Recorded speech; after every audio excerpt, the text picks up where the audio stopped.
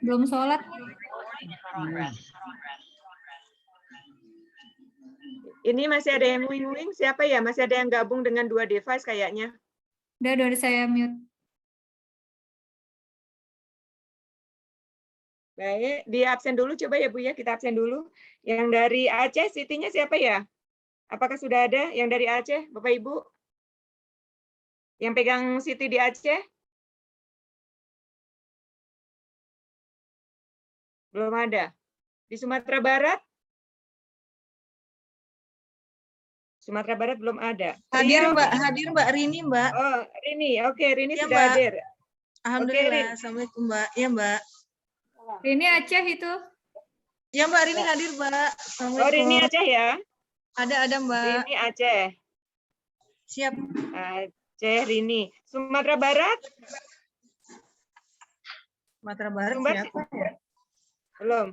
Riau? Riau berdua, apakah sudah ada salah satunya? Riau, Sumatera. boleh tulis di chat. Riau Chat belum ya. ada. Sumatera Selatan? Sumatera Selatan? DKI yang pegang Siti siapa? Hadir Bu Syafaat. Pak Safaat ya? Oke. Iya Bu. DKI sudah. Jawa Barat? Hadir. Pinten Pak? Niki, Hadir. Pak. Oh, Pak Is. Pak Iskandar. Oke. Yes. Jawa Tengah Pak Sumarna sudah hadir? Ada. Oke. Kemudian Banjarmasin? Banjarmasin? Belum hadir? Makassar? Sebentar saya tulis di grup yang sudah hadir, biar agak cepat.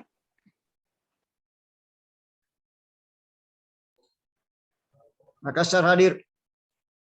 Makassar hadir. Pak Andri ya? Pak Soeharto. Oh, Pak Pak Soeharto. Soeharto. Oh, Ya. Pak Soeharto.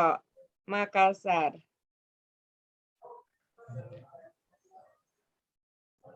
Aceh ini ya.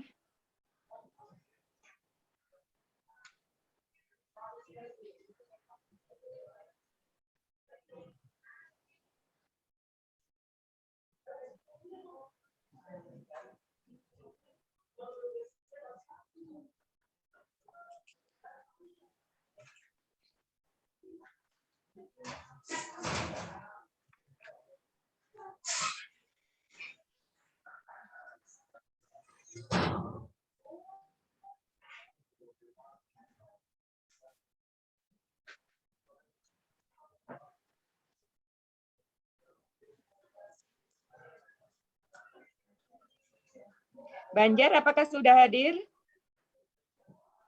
Bapak Ibu, bagaimana nih yang hadir belum separuh?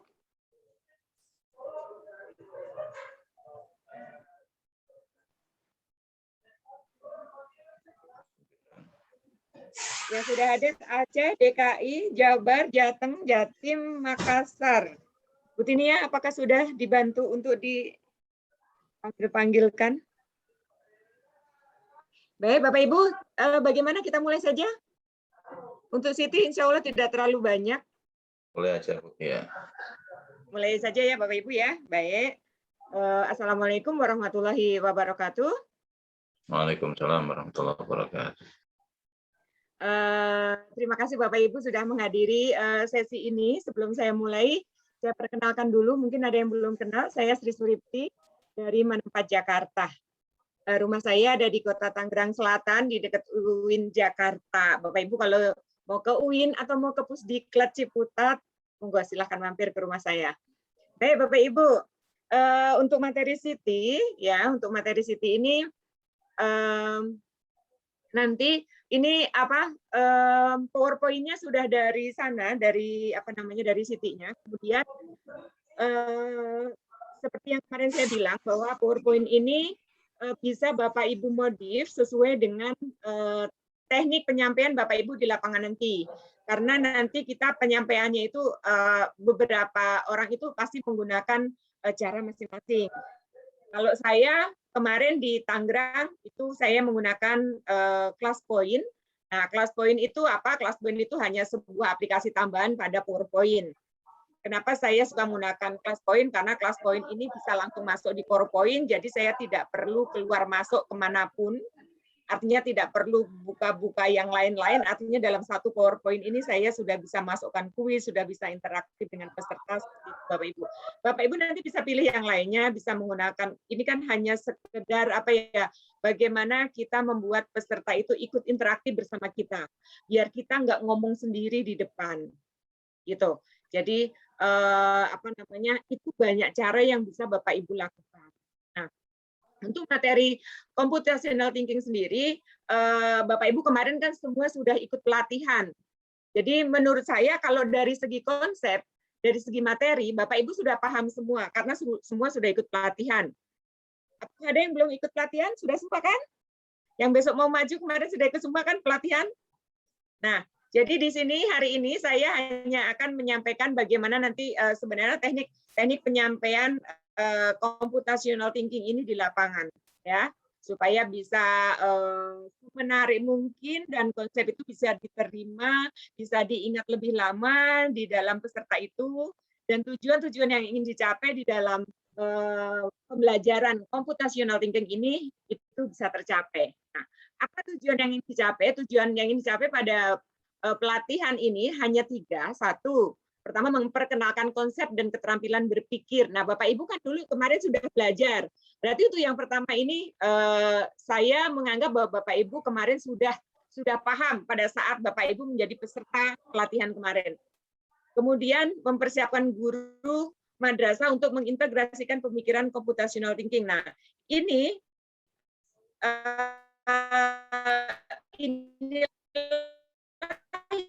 yang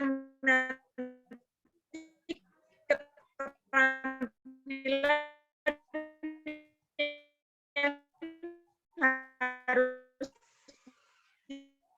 kita kuasai bagaimana ketika kita menjadi guru madrasah ya ke dalam kurikulum madrasah. Terapkan keterampilan berpikir komputasi yang ada, itu saya akan lebih banyak bahas masuk ke tujuan yang ketiga ini. Kenapa? Karena konsep saya menganggap Bapak Ibu semua udah paham. Ya, apa sih abstraksi, dekomposisi, kemarin udah diajarin semua kan, nggak mungkin apa namanya saya mengajarkan lagi sekarang bosan gitu kan, itu lagi gitu kan. Nah, jadi nanti mungkin saya akan banyak ke yang nomor 3, bagaimana guru mempersiapkan diri untuk menerapkan keterampilan berpikir computational thinking ini, sehingga nanti siswa-siswa kita itu bisa menerapkan cara berpikir komputasi ini di dalam kehidupan sehari-hari. Terutama kalau siswa ya bagaimana dia bisa menerapkan cara berpikirnya itu dalam memecahkan suatu soal gitu. Nanti kalau dia udah terjun ke masyarakat ya tentu bagaimana anak-anak kita ini setelah lulus dari sekolah bagaimana bisa menerapkan cara berpikir komputasi ini di dalam kehidupan sehari-hari. Tapi itu tujuan nanti yang lebih jauh lagi. Tujuan kita yang paling dekat adalah bagaimana kita sebagai guru itu nanti bisa menerapkan ini di dalam kelas kita dan nanti akan melahirkan anak-anak yang punya yang bisa memiliki keterampilan berpikir komputasional ini. Itu ya Bapak Ibu. Oke, kita lanjut. Nah, ini kalau ini tujuan pasti berhubungan dengan target kompetensinya, ya, target kompetensi yang ingin dicapai. Ini yang ingin dicapai ini sudah dijelaskan di sini. Ini ada 1, 2, 3, 4 ini berjalan dari mulai ini 1, 2, 3, 4 nanti Bapak Ibu bisa dibaca sendiri, ini tidak dibahas. Nah, ini pembagian waktu Bapak Ibu. Pembagian waktu ini untuk JP City itu ada 120 JP. Ya, 120 menit 2 JP. Nah, itu pembagiannya ada pengantar. Jadi kayak tadi itu saya pertama pengantar itu adalah 10 menit. Kemudian berikutnya ada ice breaking. Nah, di sini untuk PowerPoint ini ice breaking-nya diberikan video. Video ini sudah dari sananya. Kemudian 15 menit itu pendalaman materi tentang definisi dari Siti, kemudian bagaimana keterampilannya, kemudian tanya jawab, ada latihan soal, kemudian pembahasan diskusi, kemudian ada refleksi dan penutup. Ini 120 JP yang nanti Bapak Ibu akan sampaikan di kelas. Sekarang tidak perlu 120 JP karena kan ini hanya pembekalan saja. Kalau pembekalan berarti nanti teknik-teknik apa itu yang bisa disampaikan. Baik Bapak Ibu. Nah, di sini nanti ini nggak perlu saya tampilkan lagi ya videonya ya. Untuk PowerPoint dari Siti, saya kenapa nggak slideshow biar Bapak Ibu bisa lihat bahwa di bawah tulisan-tulisan ini di bawah ini ada tulisan-tulisan ini, saya udah buat tulisan-tulisan. Artinya apa di video ini, maksud dari video itu apa itu sudah saya tuliskan di sini. Ya, namanya juga kita manusia, saya biasa juga suka lupa, biar nggak lupa. Oh, misalnya nanti kalau kita slideshow ya Bapak Ibu ya, kalau kita slideshow itu nanti di layar itu tampak penuh video, tapi di laptop kita itu masih ada tulisan-tulisan ini. Jadi kita bisa tahu maksud tulisan itu apa, gitu. Nah, kemudian sebelum ini tulisan-tulisan ini tidak perlu disampaikan kepada peserta. Jadi seperti yang kemarin saya lakukan, kalau saya pakai kelas point itu saya membuat membuat pertanyaan-pertanyaan, misalnya silakan Bapak Ibu sampaikan apa sih yang ditonton tadi gitu. Apa yang ditonton tadi. Nah, nanti disampaikan dan nanti dari penyampaian para peserta itu, kita ambil rangkumannya. Nah, kita ambil rangkumannya, terus kita hubungkan dengan ini. Kita hubungkan dengan yang ada. Ini sebenarnya terjemahan dari video ini, karena video ini kan berbahasa Inggris, semua udah nonton kan ya. Ini terjemahan dari sini ya, jadi istilahnya apa, ringkasan dari video yang panjang itu kira-kira 10 menit ya kalau nggak salah ya, karena speakingnya 10 menit. Jadi kayak gitu. Berikutnya Bapak Ibu lanjut ke sini. Ada yang mau ditanyakan sampai sini dulu? Jadi ini di setiap slide Bapak Ibu ini sudah ada gininya seperti ini nih. Terlihat kan ya? Ini misalnya peserta diminta membuka aplikasi apa. Nah, ini Bapak Ibu ini nggak harus ini. Bapak Ibu nanti bisa ganti. Kalau Bapak Ibu mau pakai Mentimeter, slide ini Bapak Ibu ganti, terus tulisan di bawahnya Bapak Ibu ganti. Peserta diminta membuka Mentimeter misalnya, atau peserta dibuka misalnya kalau Bapak Ibu mau menggunakan kertas-kertas kecil silakan. Peserta dibagikan kertas-kertas kecil, kemudian nanti diminta menuliskan apa yang ditonton dari video tadi, seperti itu. Boleh seperti itu. Nah, jadi sangat bergantung kepada apa yang ingin Bapak Ibu lakukan. Saya hanya mencontohkan pakai kelas point, tetapi saya tidak memaksa Bapak Ibu menggunakan kelas point. Baik. Bapak Ibu mau masuk ke kelas point atau tidak? Atau saya jelaskan dulu? Iya Mbak, jelaskan aja Mbak. Silakan. Baik, Mbak. oke. Lanjut ya. Seperti itu. Jadi di sini setiap slide sudah ada tulisannya apa yang harus Bapak Ibu lakukan. Jadi memudahkan kita. Kalau di slideshow ini tulisan ini di laptop kita ada, tapi di slide nggak ada, di layar besar nggak ada. Ya, itu kalau laptop saya kurang tahu kalau laptop Bapak Ibu nanti ya. Karena biasanya kalau pakai kelas point begitu, kalau pakai misalnya di PowerPoint kita itu sudah dilengkapi sama kelas point, jadi kalau di laptop kita itu kita udah install ini info kelas point, maka ketika ini kita slideshow seperti ini kan sebenarnya contohnya ini ya Bapak Ibu ya. Contohnya ini yang ada tulisan ini.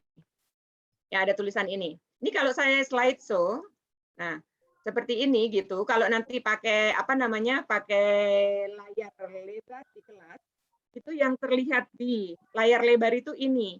Tapi tulisan kecil-kecil ini masih ada di laptop kita. Jadi kita masih lihat ketika kita menampilkan slide apa sih yang harus kita lakukan. Oh ternyata ini lemparkan pertanyaan ini kepada peserta. Namun sebelum mengumpulkan jawaban dari peserta, geser ke slide.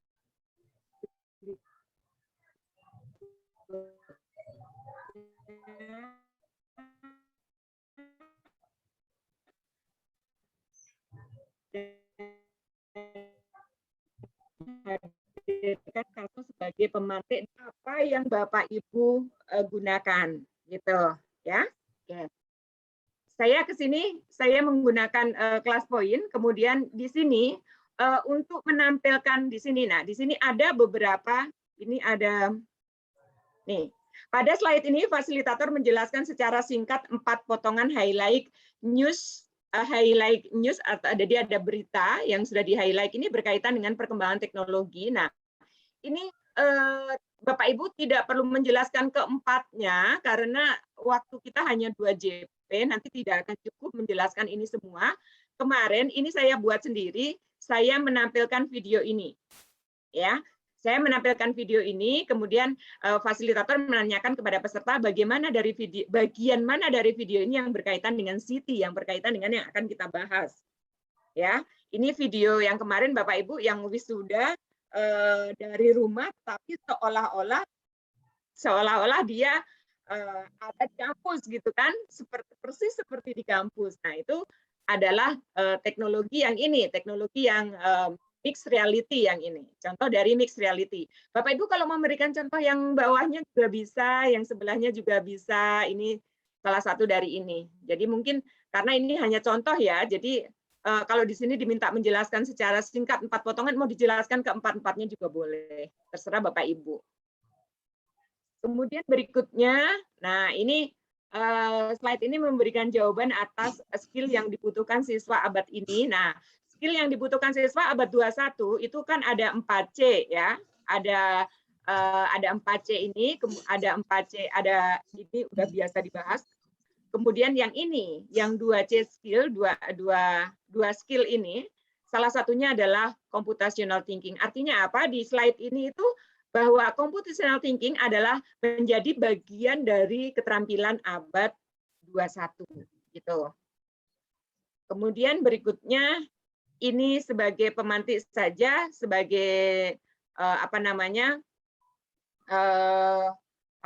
untuk slide berikutnya. Jadi apa sih keterampilan abad 21? Kenapa sih Siti ini menjadi penting sebagai keterampilan abad 21 gitu. Itu ada di sini ya, di sini bahwa Siti itu nanti di dalam computational thinking itu ya sebanding dengan apa? Dengan membaca, dengan menulis, dengan berhitung.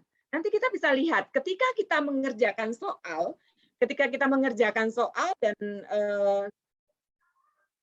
sudah menggunakan, misalnya kita sudah memiliki keterampilan Siti, kemudian kita mengerjakan soal itu, kita pakai keterampilan yang kita punya, maka itu tiga keterampilan ini ya membaca, ya menulis, yang ya berhitung itu akan masuk di dalam satu rangkaian kita mengerjakan soal itu.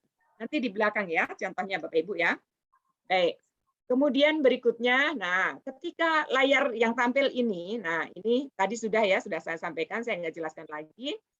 Nah kemudian ini, ya ini ketika slide ini tampil, nah ketika ini slide so ini tampil seperti ini. Nah, apa solusi Anda dalam dapat memenuhi kebutuhan? Nah ini slide-nya yang tampil ini. Apa yang Bapak Ibu nanti lakukan? Saya udah tuliskan di bawahnya. Nih. Meminta peserta untuk mengingat kejadian ini, bla bla bla, baca aja sendiri ya. Kemudian nanti ini yang harus, misalnya nanti ini kan jawaban peserta nanti kan macam-macam kan Bapak Ibu ya. Nanti Bapak Ibu arahkan ke sini. Arahkan ke sini, ke yang bawah ini. Ya. Diarahkan ke yang bawah ini supaya nanti kita bisa dapat suatu konsep yang nanti berhubungan suatu konsep tentang Siti. Ya, jadi ini hanya seperti pemantik ya, untuk menggugah, membangunkan cara berpikir peserta supaya masuk ke sini, supaya masuk ke dalam Siti. Ya, oke. Kemudian berikutnya, nah di sini sudah saya tuliskan meminta peserta untuk membaca beberapa definisi dalam waktu 3 menit. Nah, nanti Bapak Ibu bisa minta salah satu contoh ini ada berapa peserta? Ini misalnya ada 1 2 3. Ini kenapa ada ini 3-nya ada di sini? Berarti ada 5. Jadi ada 5 yang harus dibacakan oleh peserta. Kalau bisa itu yang membacakan 5 peserta yang berbeda. Dibaca saja. Karena setelah itu nanti baru akan dijelaskan di sini. Nah, itu. Jadi karena tadi ada beberapa pengertian tentang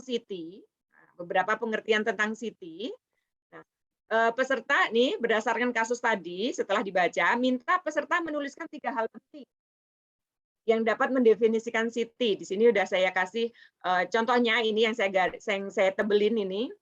Nah, di Siti itu minimal ada ini, ya, ada sikap mental komputasi, kemudian berpikir seperti ilmuwan komputer, kemudian analisis masalah efektif dan efisien. Bukan hanya ini, nanti ketika Bapak Ibu meminta peserta untuk menuliskan 3, Bapak Ibu akan menemukan lebih banyak lagi dari ini, ya, akan menemukan lebih banyak lagi. Jadi ini kan ada 5 nih, dan 5-5-nya ini kan memiliki pengertian yang berbeda-beda, tetapi dari yang berbeda itu kemudian bisa ditarik, ya, ini bisa ditarik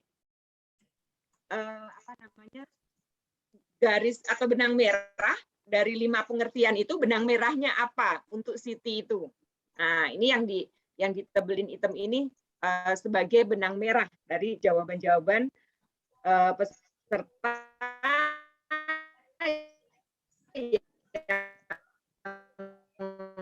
jawaban tadi berdasarkan slide sebelumnya. Oke, nah ini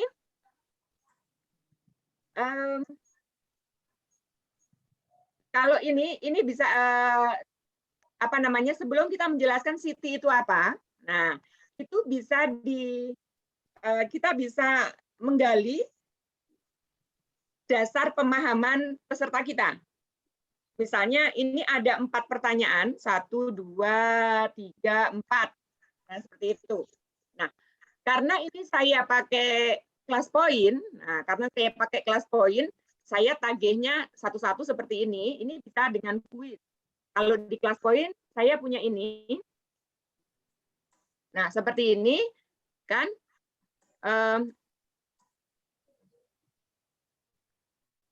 Ini computational thinking, kemampuan berpikir komputer. Nah, Bapak Ibu nanti bisa, kalau ini Bapak Ibu nggak pakai kelas poin, langsung aja. Bapak Ibu tampilkan pertanyaan ini, Bapak Ibu bisa mundur ke peserta, misalnya menurut kelompok 1 ini benar atau salah, kelompok 2 gimana, kelompok 3 gimana, kelompok 4 gimana, begitu saja Bapak Ibu.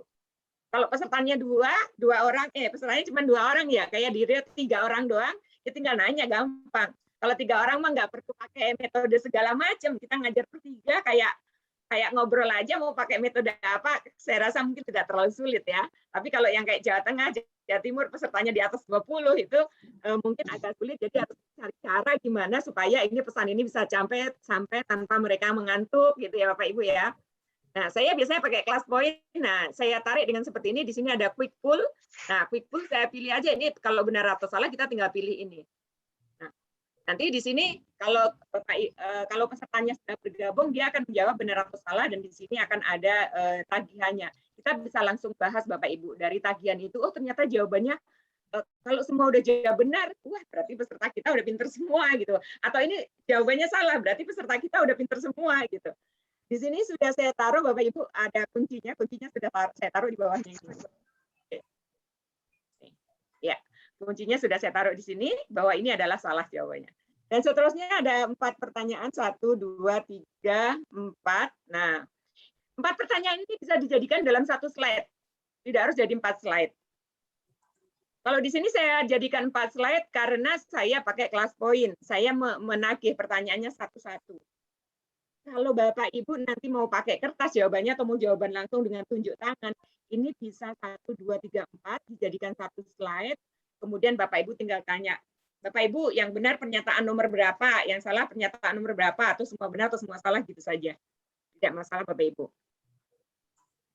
Kemudian berikutnya, nah di sini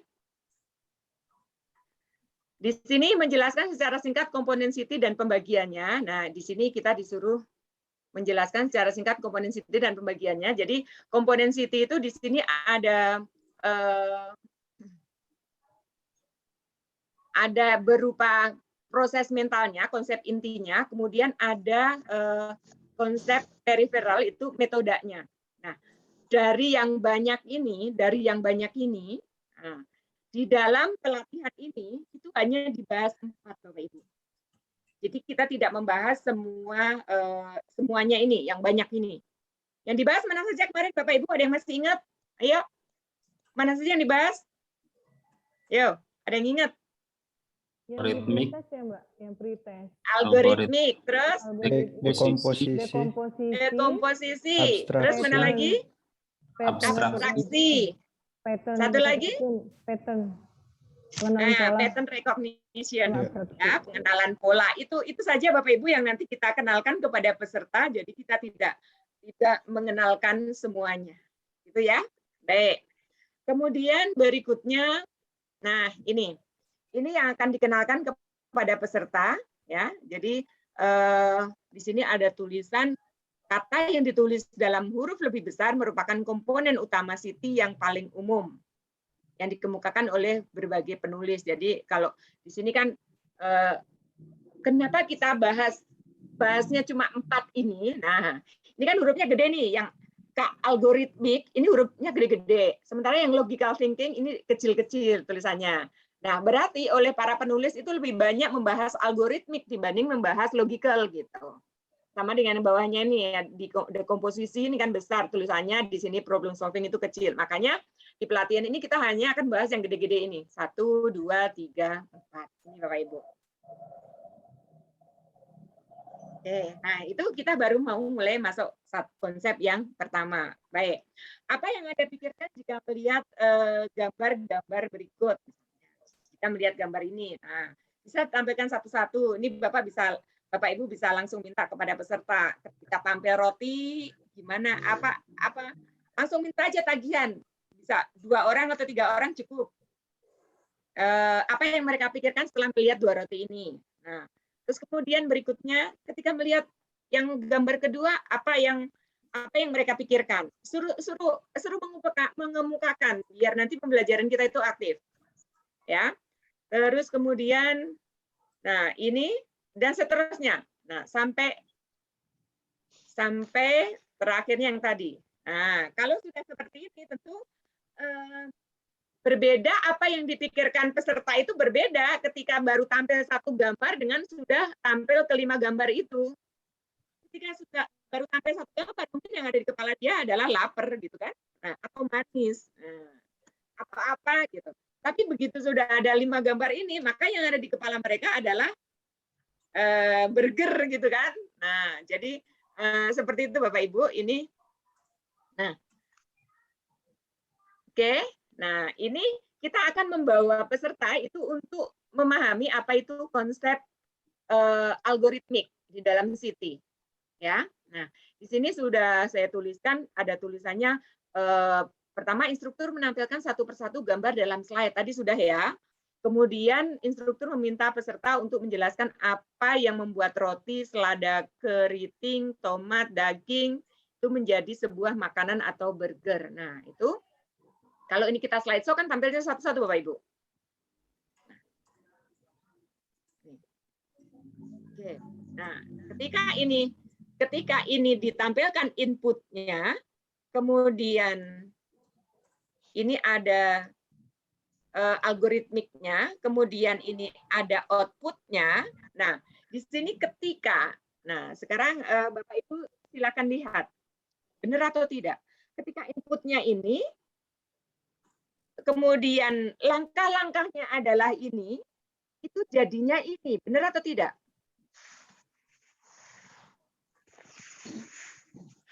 Benar. Benar, Bu. Benar, Bu. oke ya, itu benar. Berarti output ini bisa bahannya itu sama, tapi kalau ini yang di tengah itu langkah-langkahnya berbeda, maka output akhirnya akan tidak sama kan Bapak Ibu? Jadi ini sangat bergantung kepada langkah yang ada di sini, yang ada di tengah-tengah ini.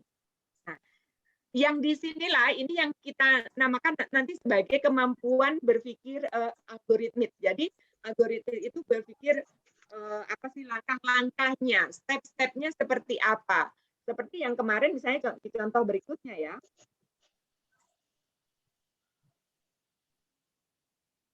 Nah, kalau ada ini, Ini tadi caranya sama dengan tadi ditampilkan satu-satu, tuh nanti bagaimana cara berpikirnya. Itu apakah di sini, nah kalau ini sekarang Bapak Ibu perhatikan.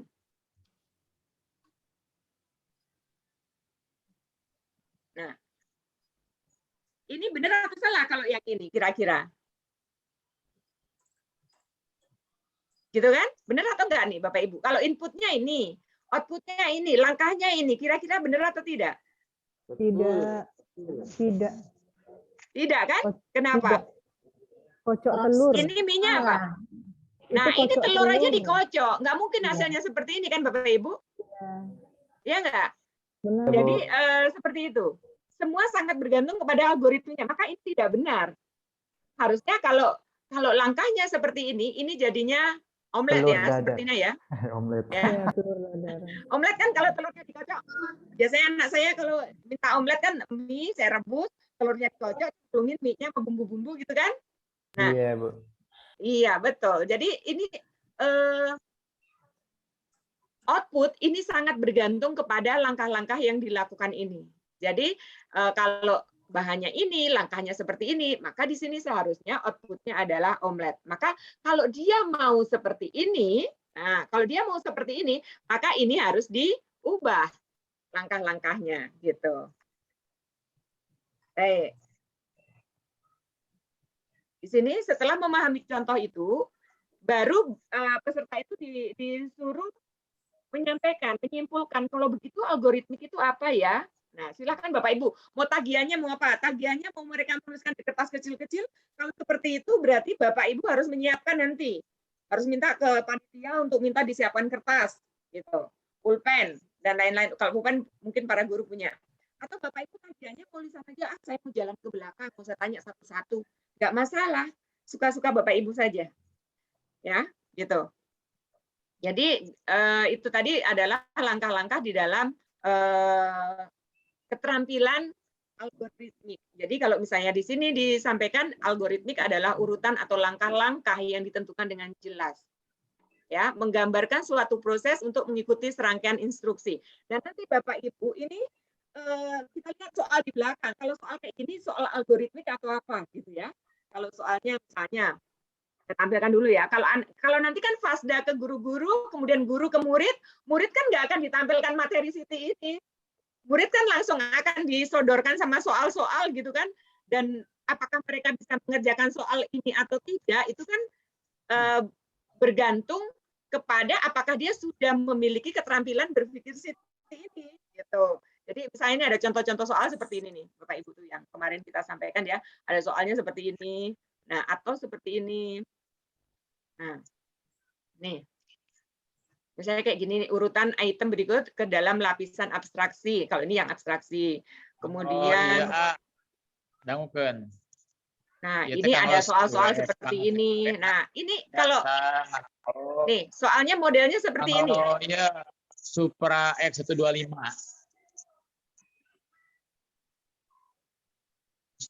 Supra X125, Payun, mohon. Iya, ada Supra X. Ya. Ada Supra X. Seberapa ngosna? Ini ya, ini ya. Ada Supra X. Saya nggak bisa nge-mute. Butinia. Butina nggak ada ya, Butinia ya? Butin. Baik, untuk sampai di sini dulu, sampai di Bu Sri kenapa? Itu Pak Wawan tadi ngomongin Supra X. Oh, alah, maaf, saya mute ya. Oke, lanjut. Oke, lanjut ya.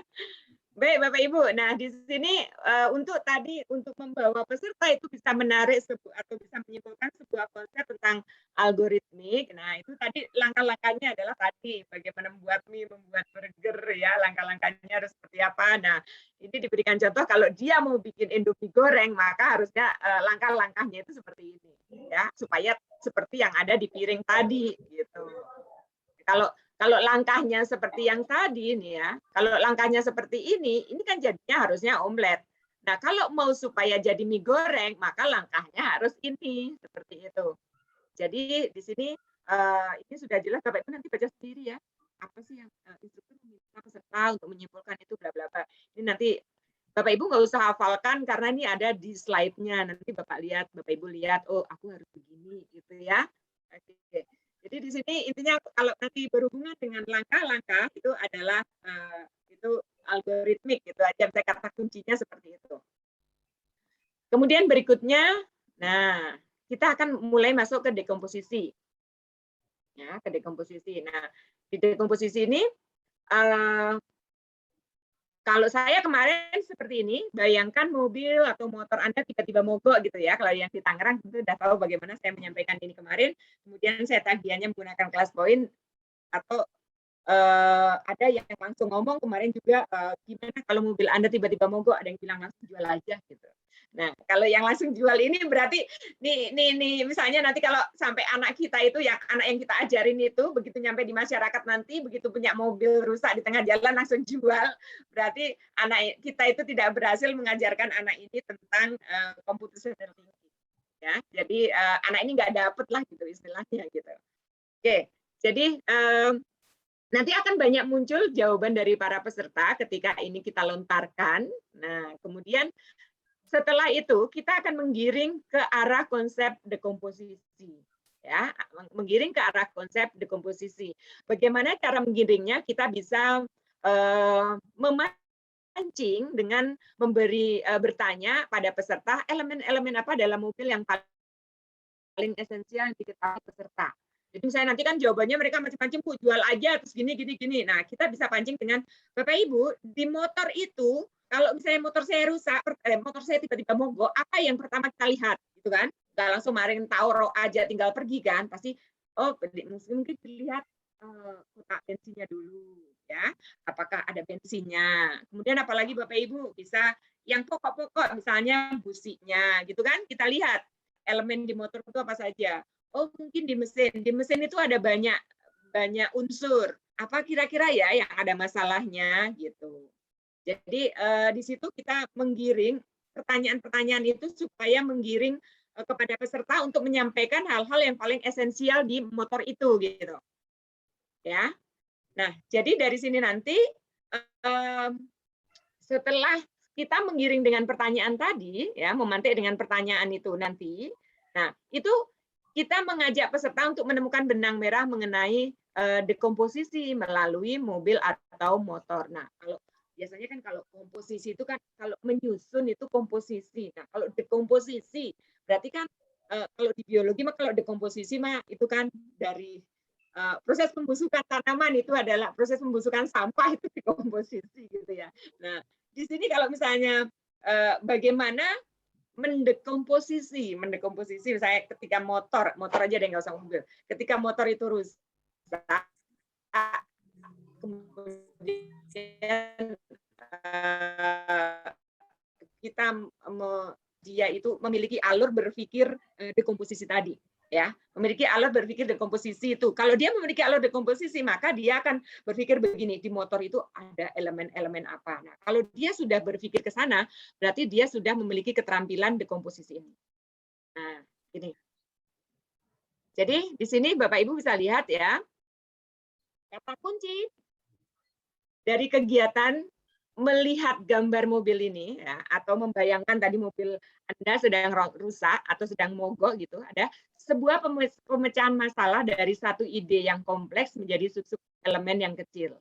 Ya, dianalogikan dengan tadi, kalau misalnya mobil atau motor itu mogok, berarti ada sebuah masalah, ya, ada sebuah masalah.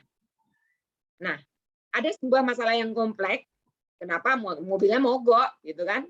Nah, tapi kan bukan berarti ketika mobil itu mogok kan seluruh bagian dari mobil itu rusak gitu kan. Nah, maka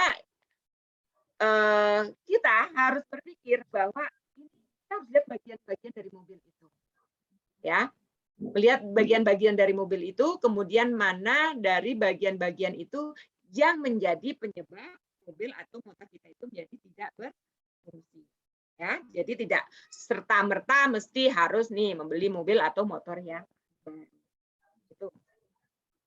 Itu Bapak Ibu ya. Jadi kalau misalnya ada misalnya masalah apa dalam kehidupan sehari-hari, ini ada masalah gitu, nggak langsung ngambil ngambil jalan pintasnya, jalan gampangnya saja gitu. Ah udah, saya ada TV tiba-tiba mati, kenapa, ya udah lem biru aja, duit gue banyak gitu kan. Nah, tidak bisa seperti itu ya. Itu namanya kalau dikit-dikit lem biru berarti orang ini emang belum punya itu cara berpikir yang computational thinking, khususnya yang dekomposisi ini. Ya, itu. Kemudian berikutnya kita lihat, nah ini kalau ini hanya teorinya, ini kata-kata yang bisa dihafal, tapi yang penting adalah bukan menghafal kata ini, tetapi adalah mendapatkan konsep ini. Ya, jadi ini kalau tadi diberi contoh itu pada mobil, kalau di sini diberi contoh pemecahan masalah, contohnya di sini pada proyek skripsi nih, ketika siswa itu melakukan atau menyusun sebuah skripsi, nah maka dia harus diurai dulu. Nih, harus diurai dulu dari unsur-unsurnya. Skripsi itu elemennya apa saja?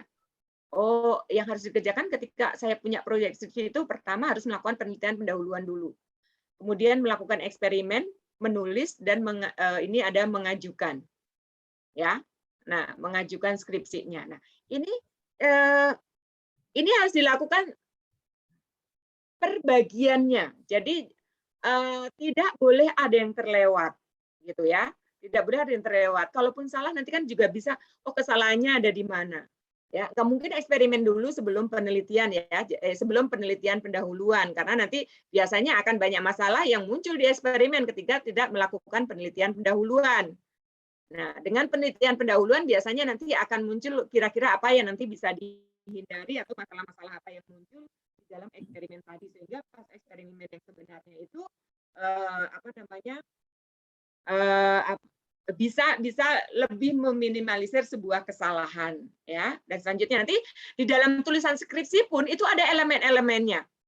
Apa elemennya? Oh, ada mulai dari materi depan, hasil pendahuluan, dan lain-lain ini. Ini ada elemen-elemen dari bagian tulisan skripsi itu sendiri. Jadi dekomposisi itu ketika ada sebuah masalah itu diuraikan. Belum tentu semua ketika ada sebuah masalah yang kompleks itu biasanya disebabkan hanya pada satu atau dua elemen, yang pasti tidak dari seluruh elemen itu.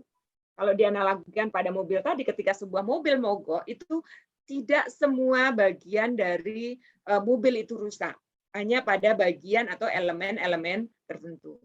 Jadi memecahkan masalah menjadi bagian-bagian yang lebih sederhana. Sehingga apa? Sehingga mudah ditangani. Kayak itu ketika proyek skripsi terjadi masalahnya di mana? Apakah ketidakmampuan saya di bagian menulisnya, atau bagian saya di bagian eksperimennya, atau di bagian mana? Ya, gitu. Baik, itu Bapak Ibu untuk dekomposisi. Ibu, sebentar ya. Bu. Boleh nanya Bu?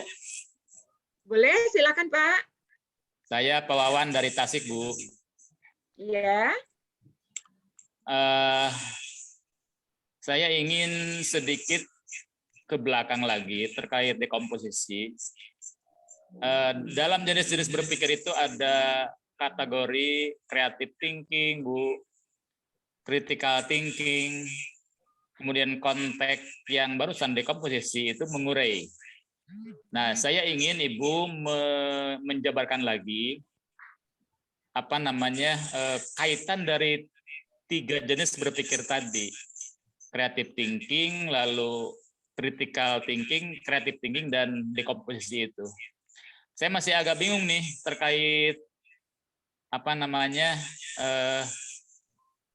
yang dua terutama, critical thinking dengan creative thinking. Sebab ada beberapa referensi yang pernah saya telaah, tidak sama gitu ya makna dari penjelasan mereka. Demikian Bu, terima kasih. Baik, terima kasih Pak Wawan. Ya. Di depan tadi saya sudah sampaikan ya Bapak Ibu bahwa computational thinking adalah salah satu dari 2 skill di abad 21. Nah, di materi ini kita bahas Siti ini ya, kita bahas Siti ini. Yang Bapak tanyakan tadi adalah bagian 4C ini. Critical thinking, creativity, dan communication, dan collaboration. Jadi kalau kita membahas keterampilan abad 21, mungkin kita harus membahas ini Pak. Kita harus membahas semua. 4C ini, kemudian Siti-nya, kemudian compassion-nya. Tapi di pelatihan ini kita tidak membahas itu Pak. Jadi di pelatihan ini kita hanya fokus di computational thinking, dan computational thinking itu ada banyak nih ya, ada banyak komponen nih. Jadi diturunkan ya Bapak ya, Bapak Ibu ya. Maksudnya makanya tadi ini ditaruh di depan biar nggak begitu ambigu. Nah, di sini maksudnya saya ulang dari sini. Ini keterampilan abad 21. Keterampilan abad 21 tuh ada banyak ini. Yang Pak Wan tanyakan tadi kan di sini kan, di critical, creativity, dan lain-lain. Nah, ini kita tidak bahas di saat kita menjelaskan computational thinking, karena di computational thinking kita hanya membahas ini, computational thinking aja ini. Di computational thinking itu pun, itu komponennya banyak, itu pun kita nggak bahas semua. Dari komponen yang banyak ini, itu pun hanya dibahas 4 ini. Gitu. Gitu Pak. Ya. Jadi mungkin kalau misalnya kita harus membahas yang keterampilan abad 21 yang lainnya, mungkin kalau di pelatihan ini jadi akan tidak tepat waktunya, karena kita hanya 2 JP. Kalau membahas abad 21 di 2 JP, sementara nanti kita itu, tujuan kita adalah, dari tujuan pembelajaran ini adalah nanti sampai di siswa, sampai di guru, guru itu bisa bagaimana membangun keempat komponen ini, keempat komponen yang kita bahas ini, dari algoritmis, dari komposisi, pattern, abstraction ini. Gitu Pak. Jadi mohon maaf, jadi mungkin kalau saya nggak bisa menjelaskan yang itu di kesempatan saya menjelaskan Siti ini Pak. Ya, terima kasih Bu. Gitu. Iya Pak ya. Gitu. Mungkin nanti di kesempatan lain ketika membahas keterampilan abad 21 itu bisa dibahas. Baik ya, kita lanjutkan untuk dekomposisi. Dekomposisi tadi sudah selesai sebenarnya. Kita akan lanjut ke berikutnya. Berikutnya ini adalah pengenalan pola, ya, pengenalan pola.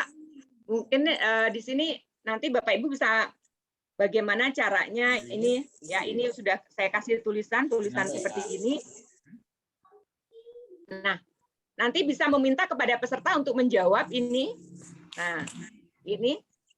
Jadi sebenarnya untuk Siti itu kita agak ringan Bapak Ibu, karena kita tidak memerlukan banyak lembar kerja, tidak memerlukan banyak, itu mungkin kita bisa beraktivitas atau bisa berkreasi dengan hal yang lainnya, ya, gitu. Seperti ini bagaimana mereka, kalau mereka sudah bisa mengurutkan ini, itu kita tanya, kok kamu tahu itu urutannya itu dari mana ngelihatnya gitu loh. Nah, gitu. Dan kalau yang ini, kok ini bisa ambil kesimpulan kamu bohong, itu kita harus tahu di mana kita bisa mengambil kesimpulan kenapa kamu tahu itu bohong gitu. Ya, dengan melihat apa. Nah, kemudian di sini juga mengapa ini mana yang bukan kelipatan 5, bagaimana misalnya dia pasti orang-orang itu peserta itu bisa menjawab yang bukan kelipatan 5 itu 627. Nah, kenapa 627 bukan kelipatan 5 gitu? Itu dia harus bisa jawab. Nah, gitu. Ya, ini misalnya ini, bagaimana tahu itu bohong? Apa yang berulang di sini? Ya, polanya apa? Oh, di sini selalu ada itu udah bohong. Itu dari situ udah bisa diambil kesimpulan itu bohong. Terus di sini juga bagaimana kita tahu ini? Ini udah tahu ya, ini ikhlas beramal, selamat pagi teman semua, kemudian bagaimana kabarnya, itu orang awam pun kita kasih udah tahu ya gitu. Berarti itu mereka udah punya tuh apa namanya pola berpikir computational thinking ini, ya, gitu. Yang apa? Yang pattern recognition, ya itu. Kemudian berikutnya. Ini bisa diberikan contoh-contoh lagi. Nah, ini bisa langsung ditanyakan aja kepada peserta, ya. Nah, ini pola apa? Ya, pola apa? Nah, jadi pattern recognition adalah pengenalan pola. Ya, kemampuan memperhatikan atau mengidentifikasi persamaan atau perbedaan umum yang akan membantu kita membuat prediksi atau mengarahkan kita ke jalan pintas. Misalnya kalau kita bisa lihat ini, ada soal misalnya ini. Bapak Ibu bisa lihat soal ini. Kalau soal ini, kira-kira kalau menjawab dengan pertanyaan ini, nah, ini masuk yang mana? Apakah tadi masuk pengenalan pola atau tidak? Bapak Ibu bisa lihat kan ini, ya. Ini kalau surat ini, kalau jumlah ayatnya segini, nanti ini gambarnya ini seperti ini. Nah, kalau begitu, kalau surat An-Naba sampai Al-Infitar itu gambarnya jadi seperti apa? Nah, seperti itu. Itu contoh-contoh nanti ada di sini saya berikan banyak contoh. Bapak Ibu bisa analisis ini masuk yang mana di antara 4 tadi. Lebih baik saya kenalkan dulu semuanya ya, 4 ya. Ini kita udah sampai yang pattern recognition, sampai yang ketiga, ini pengenalan pola. Kemudian berikutnya, nah berikutnya untuk abstraksi yang terakhir. Nah, Bu, izin. Ya. Kalau izin sebentar, coba diulang yang tadi, Bu. Yang mana, Pak? Yang pengenalan pola, yang nomor-nomor itu. Ya. Nah, ini kagak janggal itu di nomor kendaraan bermotor, Bu. Kendaraan ada sulit nebak, Bu, ya. Mungkin bisa nggak ya polanya diganti ya? Iya kan ada yang 2 depannya itu ada yang 2 huruf, ada yang 1 huruf. Kalau Jakarta kan B doang ya. Di situ X. Iya. Ya, bisa saja itu Pak. Tidak mesti kendaraan bermotor, mungkin itu kan kendaraan mungkin yang bikin ini mungkin patokannya adalah luar negeri bukan Indonesia, bisa saja seperti itu ya. Nah, jadi apa namanya mungkin ini patokannya negara tertentu ya Pak ya. Kalau negara Indonesia bisa jadi kalau ini berlaku misalnya di wilayah Jogja misalnya atau di Jawa di Solo misalnya ada AD ada AB gitu kan. Ini berlaku, tapi kalau Jakarta cuma 1 huruf nggak berlaku gitu kan. Iya. Nah, makanya waktu nebak-nebak tuh rada sulit itu nomor apa. yang orang Jakarta nggak bisa nebak, tapi orang Jogja bisa karena orang Jogja nomornya AB Pak, jadinya bisa. Oke, sip. Lanjut ya. Baik Pak, nanti bisa disampaikan ini atau bisa ini mau diganti juga boleh, tidak masalah Bapak Ibu ya. Oke, yang penting itu bisa menuntun peserta nanti bisa melakukan suatu pengenalan pola ya, kemampuan memperhatikan atau mengidentifikasi persamaan atau perbedaan umum. Ya.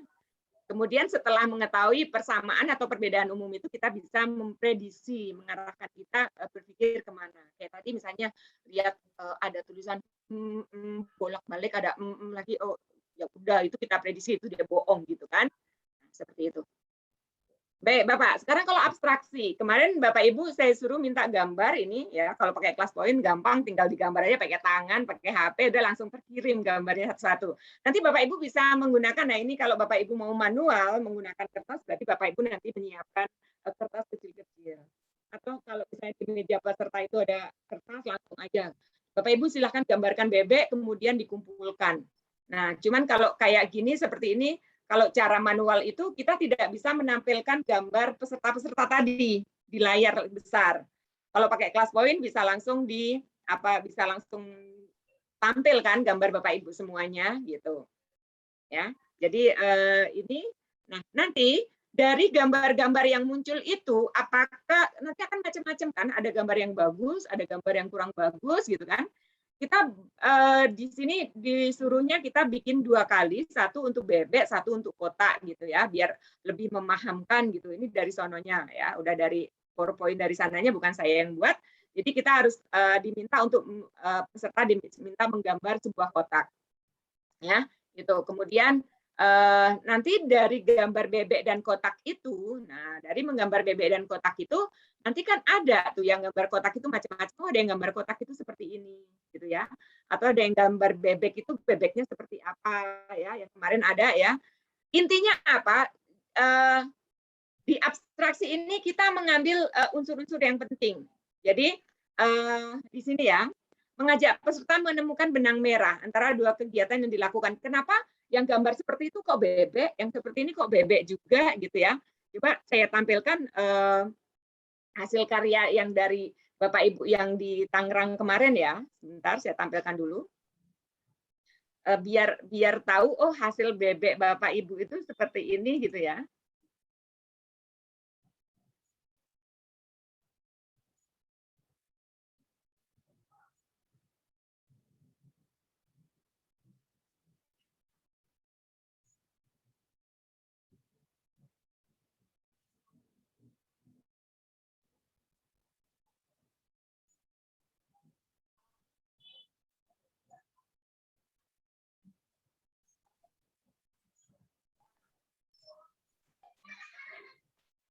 Nomor saya jelek, Bu. Ya, nggak apa-apa, Pak. Nah, ini gambar bebek Bapak Ibu semua yang kemarin sudah dikirimkan. Baik, kita lihat ya hasilnya.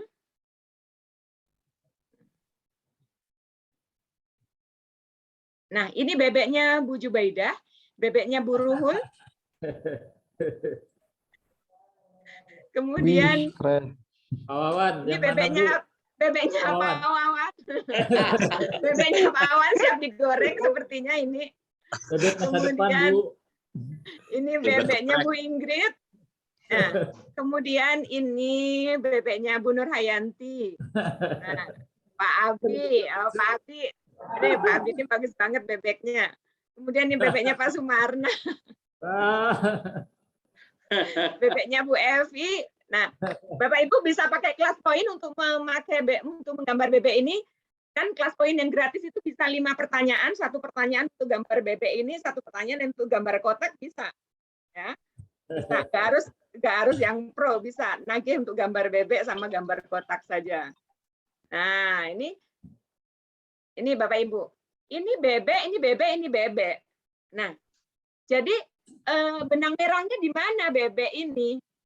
Jadi intinya itu ketika kita menggambar bebek, ketika kita mendeskripsikan suatu bebek itu yang pokok dari bebek itu apa sih? Oh, satu. Apa Bapak Ibu? Paruhnya gitu kan? Ini seperti ini. Oh, ada sayapnya. Ini ada sayap. Ini ada sayap, ini ada sayap. Oh, apa namanya? Ini kakinya berselaput, udah itu aja, nggak usah banyak-banyak. Yang penting udah tahu bebek itu kakinya 2, lehernya panjang, paruhnya lebar, gitu kan? Nah, kalau ada peserta kita yang menggambar udah dengan tiga ciri terbesar atau 3 ciri umum dari bebek, ya udah berarti itu benar tuh bebek gitu. Kira-kira kalau ini bisa dikatakan bebek nggak Bapak Ibu yang kanan? Bisakah? Bisa. Bisa. Ketika dia sedang berenang, kakinya kan nggak kelihatan ya Bapak Ibu ya. Nah, itu bebeknya lagi berenang, Bu. Kalau ini bebeknya lagi jalan, jadi kakinya kelihatan gitu ya. Oke. Tapi kalau seperti yang punya Pak Wawan tadi, sepertinya sulit kalau untuk mendeskripsikan itu bebek gitu ya. Bebek sudah digoreng, Bu. Iya, kalau ini kita agak sulit mendeskripsikan itu adalah sebuah bebek, seekor bebek gitu ya. Ini bebek sudah dipotong-potong. Baik. Kemudian ketika diminta menggambar kotak, nah ini gambarkan sebuah kotak. Nah, ini peserta menggambarkan kotak. Nih, kotaknya macam-macam Bapak Ibu. Nih, ada yang seperti ini, punya Bu Rene seperti ini, bebek kotaknya. Ini Bu Ruhul, kotaknya ternyata 2 dimensi. Tadi kalau kotaknya Bu Rene 4 dimensi, gitu kan. Ini kotaknya Pak Safaat 2 dimensi juga. Nah, ini 3 dimensi punya Bu Yulis. Ini Pak Suparto ada 4. Nah, ini 2. Ternyata ketika kita menggambar kotak, nah, itu macam-macam ya.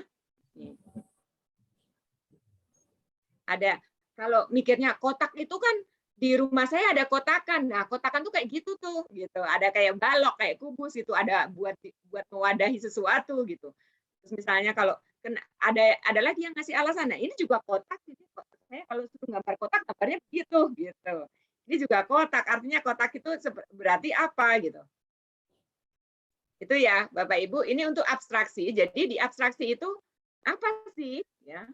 Apa sih di abstraksi itu? Nah, itu. Jadi di sini untuk abstraksi ya. Jadi ini Bapak bisa lihat di bawah di sini. Jadi kita bisa menarik benang merahnya untuk mengerti benang merah di antara dua kegiatan. Misalnya gini lah, dalam kehidupan sehari-hari, misalnya Bapak saya suruh, Bapak Ibu saya suruh gambar peta gitu ya. Ini adalah proses abstraksi nih, peta ini. Kalau Bapak Ibu gambar peta kan nggak perlu warung-warung kecil atau tukang ojek yang nongkrong atau apa, itu Bapak Ibu gambarkan semua kan di situ. Yang penting apa? Yang penting di dalam peta itu apa yang penting-penting yang bisa menjadi patokan. Oh, itu ada taman, gambar taman. Di situ ada pom bensin, itu masjid gitu kan. Yang penting itu aja. Oh, di sana ada danau misalnya. Nah, jadi abstraksi itu mengungkapkan ide dalam konteks tertentu, sementara pada saat yang sama menyembunyikan detail yang tidak relevan dalam konteks tersebut. Jadi tidak mesti yang penting, jadi yang penting-penting saja yang disampaikan. Ya, jadi kalau itu peta akses menuju Gelora Bung Karno, tentu kita juga tidak menuju Bung Karno dari arah mana, gitu kan? Nah, jadi yang digambarkan ada hal-hal penting menuju Gelora Bung Karno yang menuntut orang itu bisa sampai Gelora Bung Karno tanpa kita harus menjelaskan secara detail. Misalnya Bapak Ibu kalau ditanya orang di jalan, Pak, arah Gelora Bung Karno di mana? Bapak nggak mungkin menjelaskan lurus, nanti ketemu ini, terus belok kanan, ketemu itu ngiri, itu maju dikit, gitu aja kan menjelaskannya. Tidak perlu Bapak Ibu menjelaskan hal-hal kecil yang tidak penting untuk menuju ke Gelora Bung Karno itu. Gitu. Itu proses berpikir yang abstraksi. Nah, ini sudah latihan soal, ini yang latihan soal yang kemarin kita sudah lakukan, yang nomor 1. Kemarin jawabannya mana Bapak Ibu? Ada yang masih ingat di Tangerang?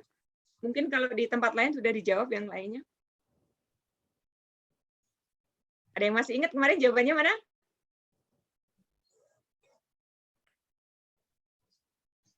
Oke, jawabannya mana? Ayo. Ini yang mana? Di antara 4 keterampilan tadi yang mana? Yang A, Bu. Jawabannya A, betul. Ini kalau siswa diberikan soal seperti ini, berarti menguji kemampuan siswa tentang keterampilan mana yang kita uji? Menurutkan. Ini pola yang bukannya ya? Komposisi, abstraksi, atau pattern recognition, atau tadi yang pertama. Ya, mana yang kita uji kira-kira? Ini pola. apa nak, Bapak? Ya, pola kan? Pattern recognition. Ini adalah pola. Ya, polanya. Kita lihat nih. Ini berdiri nih, si A, B, C, D, E berdiri, misalnya berdiri depan belakang boleh. Terus kemudian A bertukar dengan D. Tapi di nomor 4, Ya, A bertukar lagi dengan D, berarti kan balik. Kembali lagi. Iya, pulang lagi, berarti posisinya A tetap di A, D tetap di D kan? Iya. Iya, misalnya gitu. Terus kemudian setiap orang membalik urutan mereka, ya urutan pertama dengan terakhir, urutan kedua dengan terakhir kedua, dan seterusnya. Tapi di nomor 2 ini, dia balik lagi di nomor 5, itu dilakukan itu lagi. Artinya apa? Akan balik ke seperti semula. Nah, nomor 3, E bertukar dengan gadis tepat di belakangnya. E diulang lagi, E bertukar. Kan berarti E sudah bertukar dengan belakangnya E. Belakangnya E kan F. Ya kan? E bertukar sama F. Tapi berikutnya, di nomor 6, E bertukar lagi dengan gadis di depannya. Tadinya E di belakang sini kan bertukar lagi dengan F yang ada di depannya. Ya udah balik lagi. Maka jawabannya adalah A, B, C, D, E, F. Ini Bapak Ibu, ini contoh-contoh soal katanya yang bikin soal, katanya yang ngasih soal. Ini adalah contoh-contoh soal di dalam ANBK ya? Soal ANBK atau soal AKMI? Yang seperti ini. Itu sedikit Bu, boleh Bu? Silakan Pak Awan, monggo. Ini sangat menarik. Di konteks, dulu saya pernah belajar ketika kuliah, semua juga pernah belajar keterampilan proses sains Bu ya. Keterampilan berhipotesis, berkomunikasi, keterampilan bertanya, keterampilan memprediksi, lalu inferensi. Nah, apa bisa dibuat sama Bu? Inferensi dengan pola. Misalnya gini, dalam konteks inferensi, kecenderungannya tetap begitu terus. Tentang kejadian alam, hujan lebat, ada kilat, ada petir, menyala, ada guru, kemudian gelap gulita. Apa yang akan terjadi?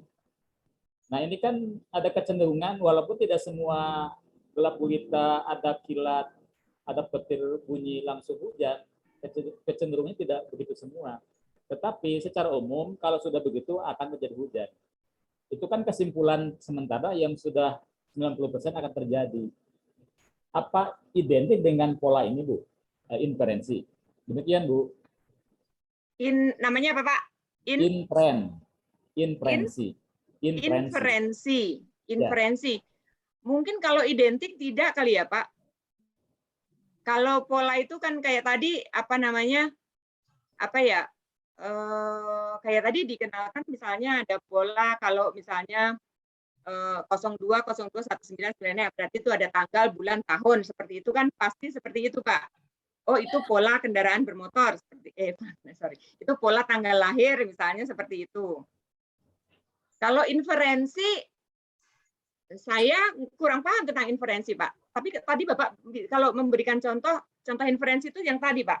Yang hujan, kalau misalnya ada mendung, ada kilat, ada petir, kemudian hujan, itu inferensi. Inferensinya itu di mana, Pak? Saya masih kurang paham malah, Pak, tentang inferensi. Nah, ini Bu, yang barusan Ibu katakan itu, menurut pemahaman saya, ada gelap gulita, ada petir, kalau orang Sunda bilang kilat, ada guruk, gluduk.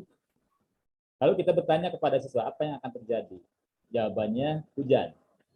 Walaupun tidak semua pola-pola tadi itu akan menggambarkan terjadi hujan, tetapi kecenderungannya 98% atau 99% akan terjadi hujan. Nah, itu yang saya bingung, apa itu pola juga? Itu kan sudah terpola tuh. Kalau mau hujan itu jarang kan tiba-tiba panas langsung hujan, tidak kan? Tapi ada proses dulu. Ada gelap gulita sedikit, ada angin kencang, ada awan bergerak, ada petir, ada bunyi kilat. Apa yang terjadi? Nah, itu yang dimaksud dengan inferensi menurut pemahaman saya, Bu. Demikian, Bu. Baik, Pak Wawan. Mungkin Bapak Ibu yang lain ada yang mungkin lebih memahami tentang inferensi. Kalau pribadi saya tidak identik ya. Kalau identik itu kan sama persis ya. Mungkin kalau dibilang ada persamaan mungkin bisa, tetapi kalau diidentikan mungkin tidak gitu. Bapak Ibu yang lain mungkin bisa kita sharing di sini, bisa memberikan pendapat dari yang disampaikan oleh Pak Wawan, silahkan.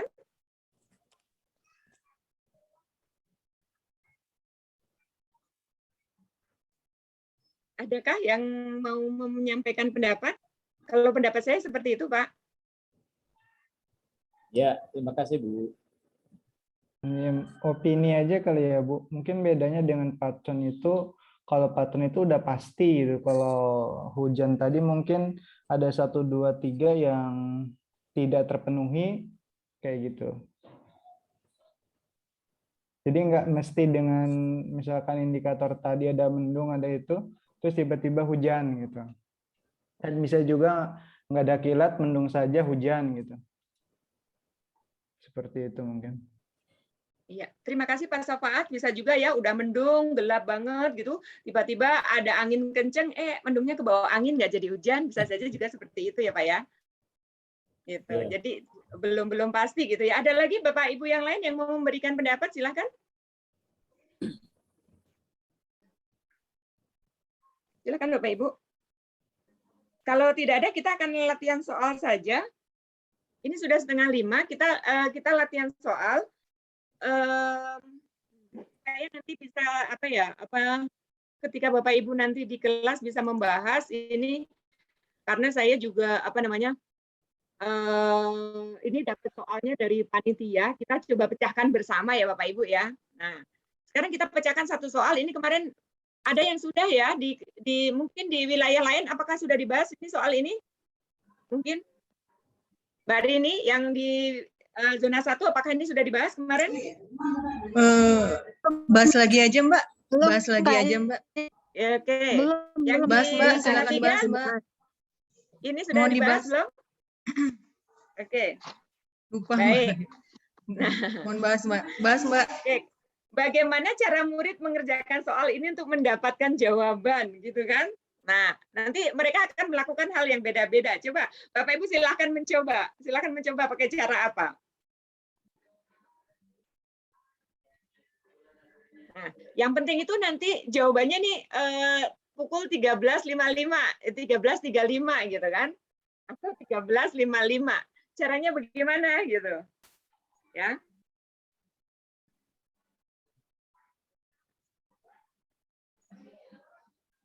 Oke, Bapak Ibu silahkan mencoba.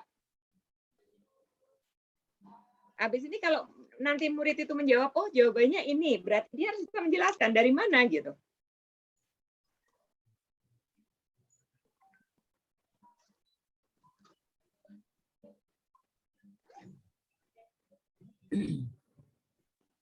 Oke, ada yang sudah ketemu Bapak Ibu?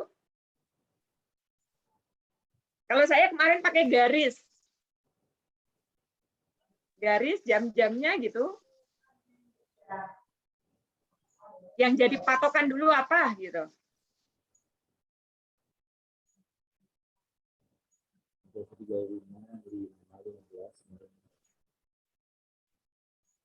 Oke, kita lihat coba di sini. Misalnya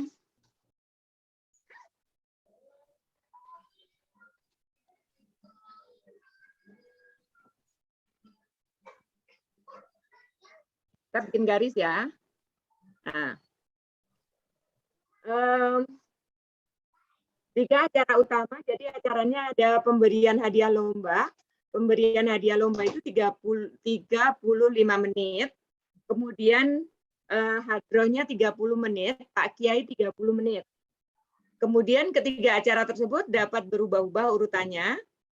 Selain ketiga acara inti, terdapat acara pembukaan durasinya 15 menit dan penutupan 10 menit. Dan acara berlangsung sejak pukul 11 pagi sampai dengan pukul 2 siang dengan jeda 45 menit. Jadi kalau kita gambar Bapak Ibu, pertama apanya dulu? Mulainya dulu ya Bapak Ibu ya. Ini mulai pukul berapa? 11. Oke. 11. Berakhir pukul 14. 14. Oke. Taruh 14. Kemudian acara yang tidak boleh dibalik mana? Pembukaan. Pembukaan harus di depan, ya kan? Ya.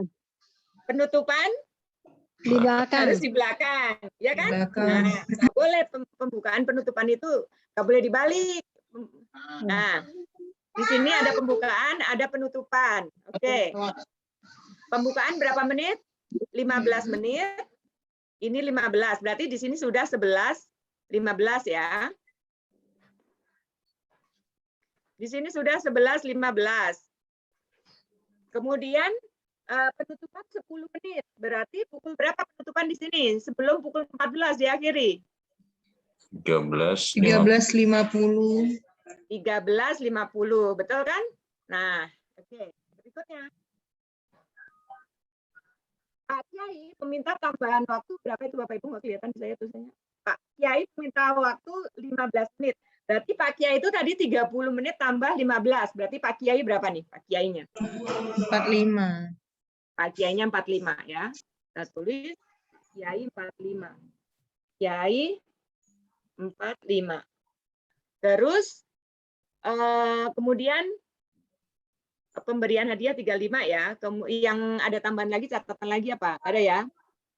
Nah, kemudian Pak Lurah yang akan mengumumkan lomba itu baru bisa hadir di lokasi acara pada pukul 12.45. Tuh, Pak Lurah baru bisa hadir itu pukul 12.45. Berarti pembagian lomba itu nggak bisa sebelum 12.45 kan? Nah, gitu. Kira-kira mana dulu Bapak Ibu? Ceramah dulu. Nah, terus ada lagi nih. Masjid tempat pelaksanaan sholat akan digunakan ibu-ibu muslimat pada pukul 12.30.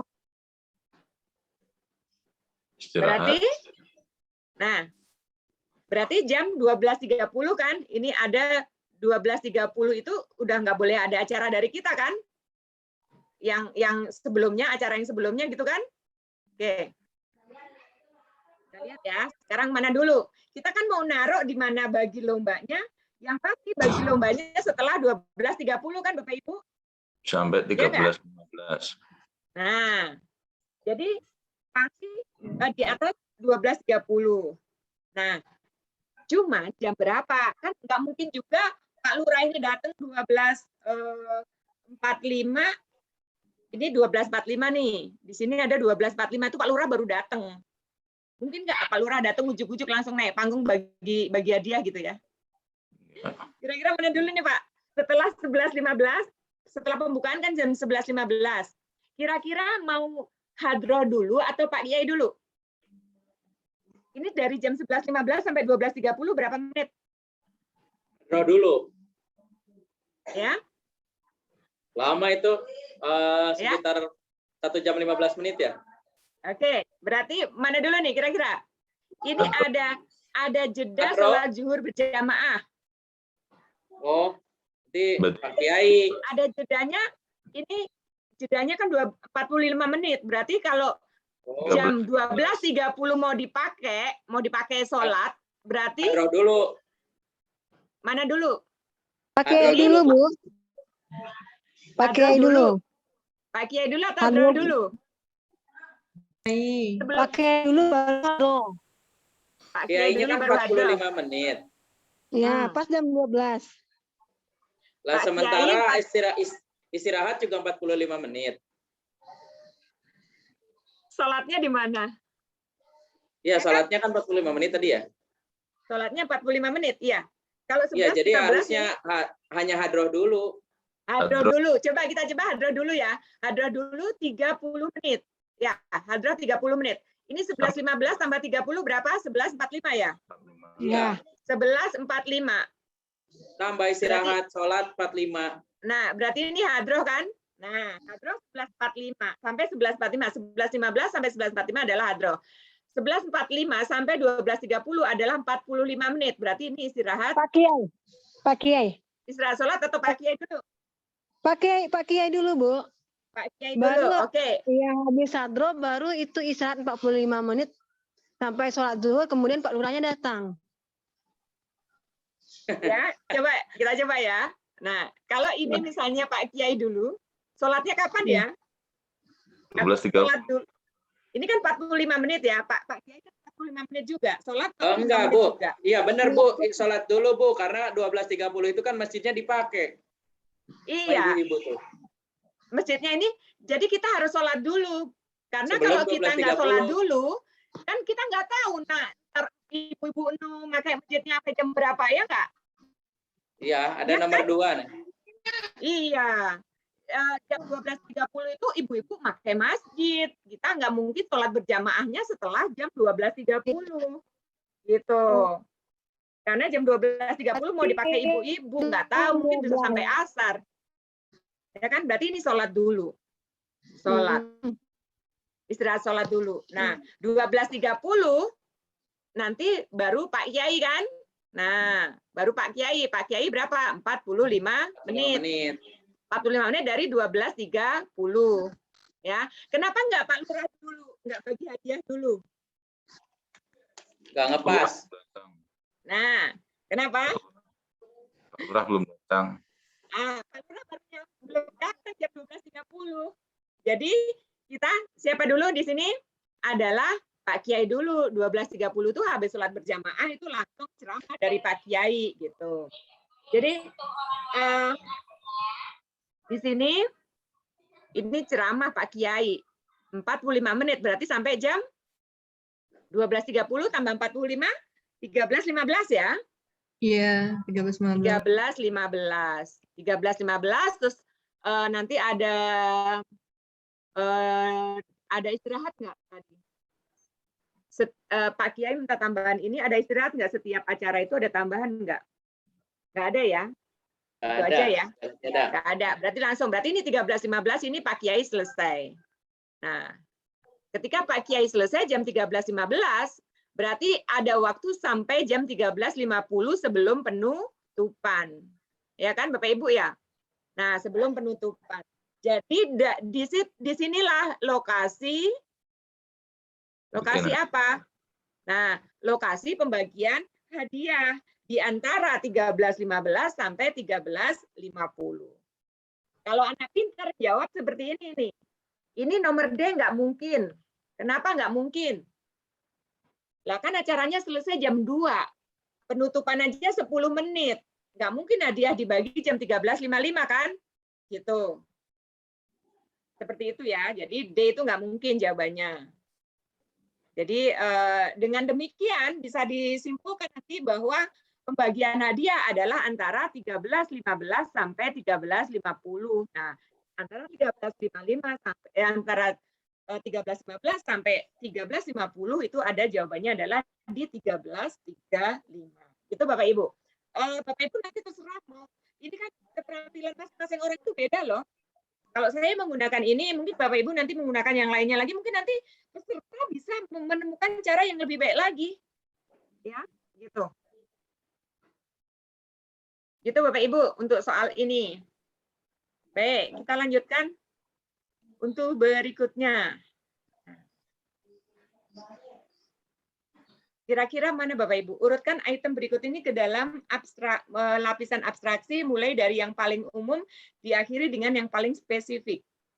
Yang paling umum apa Bapak Ibu? Kalau seperti ini. Yang umum apa kira-kira? Agama Islam, Sunni, Nahdlatul Ulama, agama ya pertama ya Pak. Bapak Ibu ya. Agama nomor 1 ya.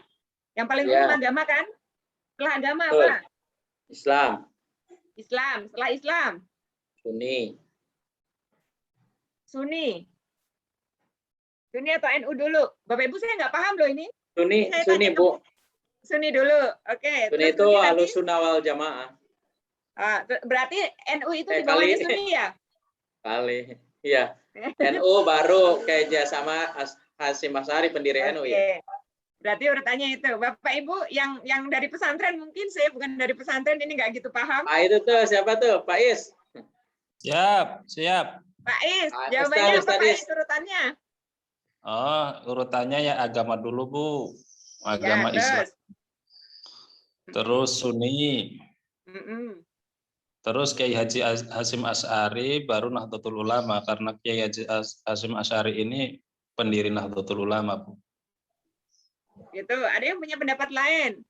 Oh enggak, kalau saya Ibu tadi Pak NU dulu baru pribadi Hasyim Asy'ari. Nah, kalau Pak Ipul NU dulu baru Kiai Haji karena Pak ya kan dari umum Asy'ari ke bagian itu dari ya? NU gitu. Ya. Unsurnya lebih kecil ya, Pak ya. Jadi Pak Hasyim Asy'ari, yang lainnya mungkin punya pendapat lagi? Ya nggak apa-apa, menurut saya itu. Iya, enggak apa-apa. Kalau Oke, yang lainnya silahkan. Kita ambil satu kata, nanti kalau soal ini mau dibawa di pelatihan, biar satu kata, mungkin nanti iya, boleh. Bisa memberikan ini.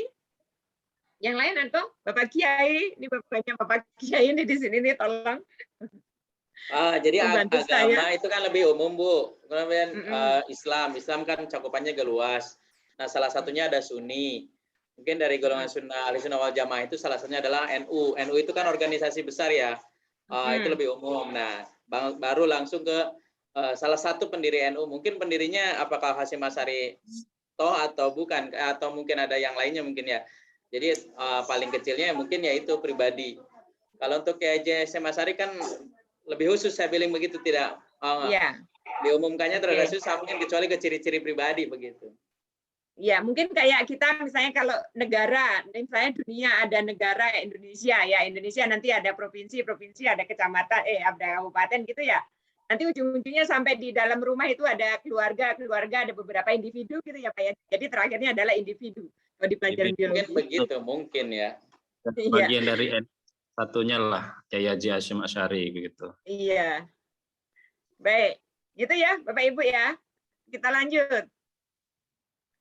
Nah, ini sebenarnya contoh soalnya masih banyak. Kemarin saya niatnya cuma ngasih 2, terus makanya saya di end, padahal soalnya masih banyak nih Bapak Ibu. Tapi ada kunci jawabannya nggak, Bu?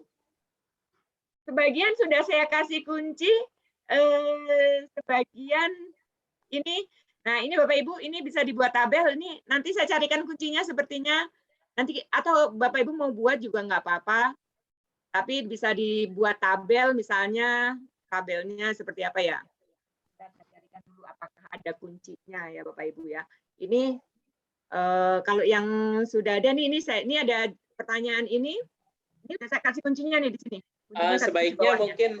Sebaiknya mungkin Bu ada kuncinya. Barangkali ini kan PPT ini kan mungkin nanti dipegang juga. Barangkali kan mereka juga dapat mungkin ya. Iya. Kan biasanya di-share juga.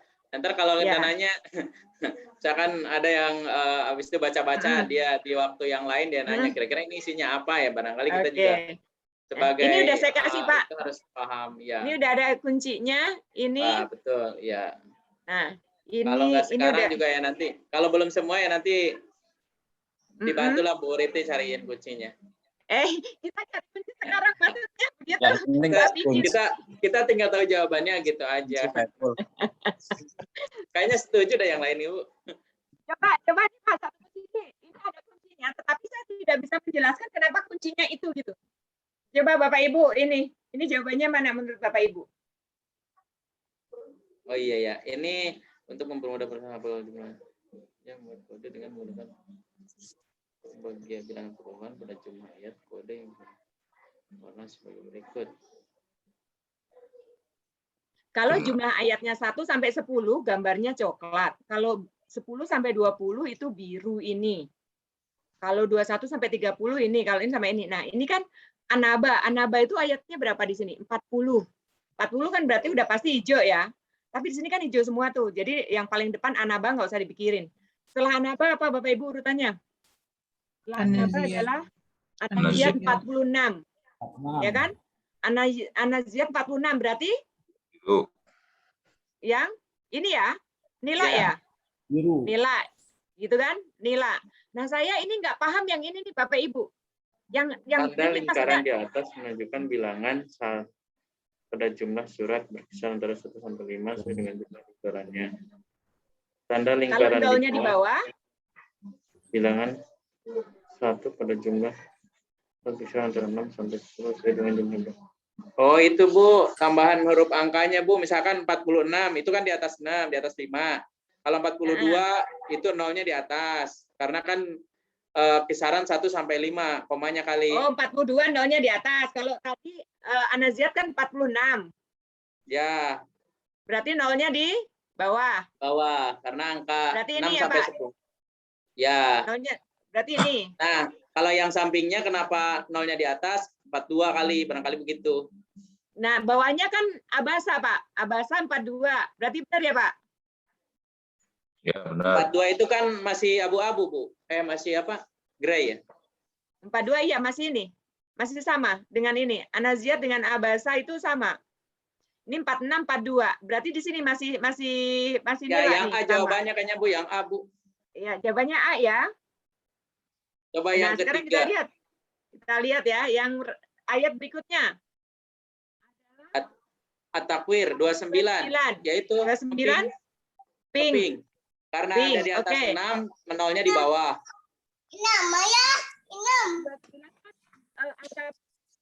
Berapa Pak angka 9-nya? Yang di atas 6 itu apanya? Satuannya Gini, ya? Bu, dari batasannya itu kayaknya angka 5 deh, Bu. Kenapa dia nolnya 4? Karena 29. Kalau tadi 46 nolnya 1 karena dari 5 itu plus 1. Iya. Kalau Di 42 bawah. dari Kalau 40 itu plusnya 2, dari maka 40 nolnya plusnya 2. 2. Nah, karena kalau di bawah ini 49 kan 9, berarti batasnya dari 25 ya? dari angka Kan 5 nambahnya ya. 4 tuh. Ya kan? Betul. Jadi 26, 27, 28, 29. Nambahnya 4 dollarnya itu kan? Ya. Ya. Ya, berarti ini dolnya 4, 29 ayat. Terus berikutnya terakhir 19. Nah, itu 19. 19 itu berarti yang biru. Nah, berarti lebihnya benar, nolnya 4. Berarti kuncinya A ya, Pak ya? Iya. Iya, kuncinya A. Jawabannya yang benar A ya, Pak. Tapi kemarin itu kuncinya bukan A. Makanya saya itu nggak dapat kalau saya itu ini nggak mungkin jawabannya ini, gitu kan? Atau kuncinya yang salah atau saya yang salah. Makanya saya pengen bahas di sini. Berarti emang kuncinya yang salah karena kuncinya bukan A. Gitu. Tapi ketika kita bahas itu sependapat saya kuncinya A gitu. Kayak saya bingung kok kuncinya kemarin ini gitu. Ya, ini kuncinya A ya berarti Bapak ya, Bapak Ibu ya. Iya, Bu. Oke. Bisa dipahami Jadi itu. nanti menjelaskannya seperti itu ya kalau ini kita pakai.